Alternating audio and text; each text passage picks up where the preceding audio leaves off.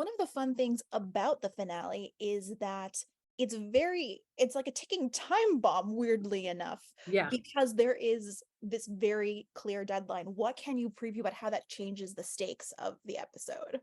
Well, I mean, there's been a clock set since the premiere, right? Since Katherine said, I won't step down. I won't take the money, which I've made very clear in season one is my top priority. And shocking, I will, shocker among all shocks, I will actually put my neck on the line for my team to save their jobs. And I will remind them of that as often as possible, but I will stick it out. And we will have this, entire season arc where we are racing the 6-month clock, the fictitious 6-month clock to get this stock price. And we've been reminded several times throughout the season that Soren, the chairman of the board, is going to hold me to the cent.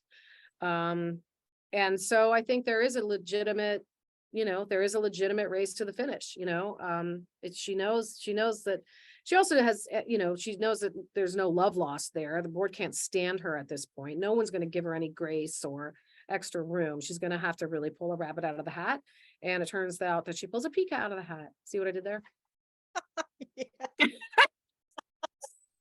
So dumb. And you did get to be with a lot of little rabbits in the last episode, so it's all great. It's all fantastic.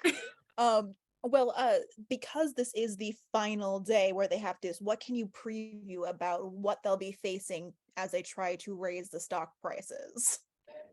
I mean, it's so relevant and so funny, and Justin does such a good job always of accidentally hitting upon something deeply topical.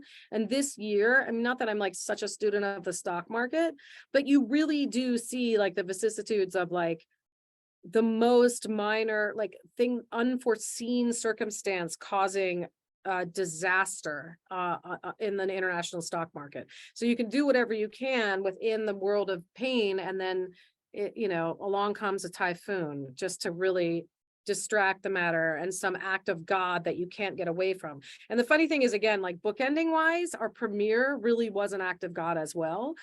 Even though arguably the car rolling out of the locking pawl not working, starting that massive forest fire led to a series of biblical events, and we end with yet another biblical event against us. So it's really a very universal story. Absolutely. Well, and we've seen Catherine really have a rough season because we know, she did lose her marriage. How much is that kind of personal loss factoring into how much she is kind of hyperware she cannot lose another thing? That's it. You just said it. It's totally perceptive. I mean, again, this is a person whose work matters 80% and her marriage mattered 20%. So that is,